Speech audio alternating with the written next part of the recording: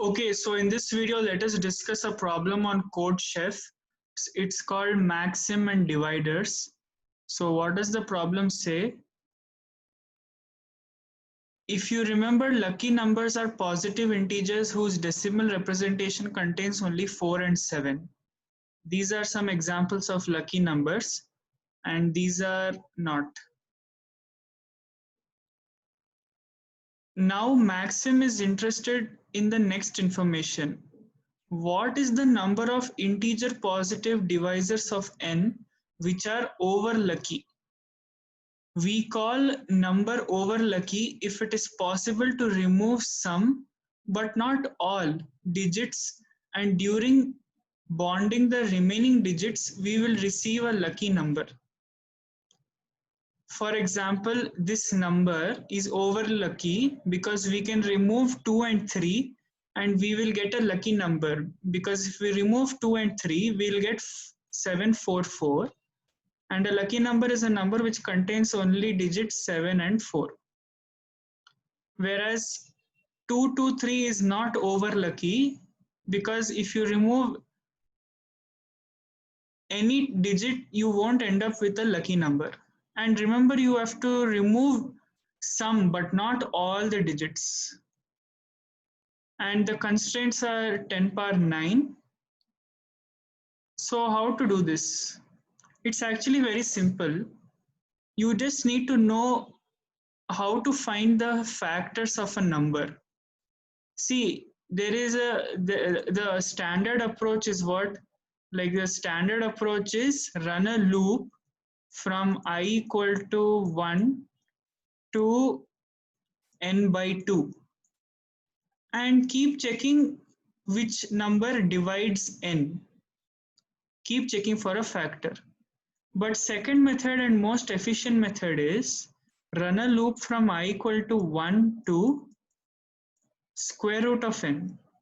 I hope all of you know how to use this method. Whenever there is a question on factors, divisors, use this method only, 1 to square root of n.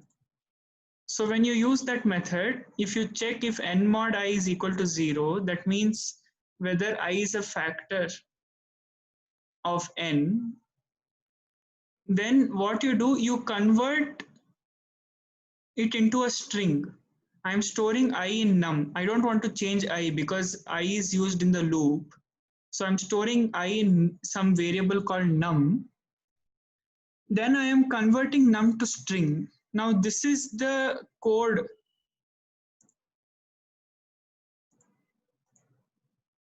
Now this is the code for converting number to string. This is the syntax. To string whatever number is there. So now I have a string s. Now if I find that in the string 7 is present or 4 is present, then it is sufficient for me. For example, if I have this number 7222, excuse me. So if 7222 is a divisor of some number n, can it be over lucky? Yes, I can remove all these digits and I'll end up with only 7.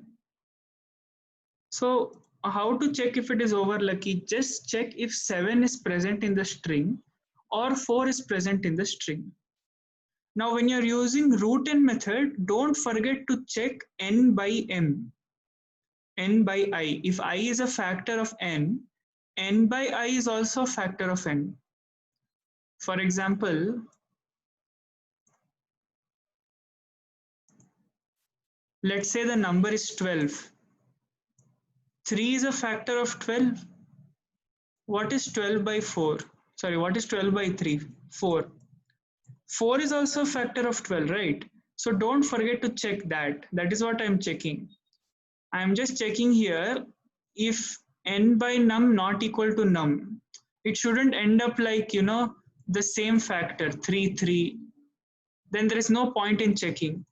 If n by I is different, if n by num is nothing but I, if n by num is not equal to num, then okay, I shall check for this also, and I'll increment the count value. So basically I used this syntax, this function, to string. It can help you to convert a number to a string. So that's all. You just have to print count value and /n. So that's all for this video. Thanks for watching. Bye.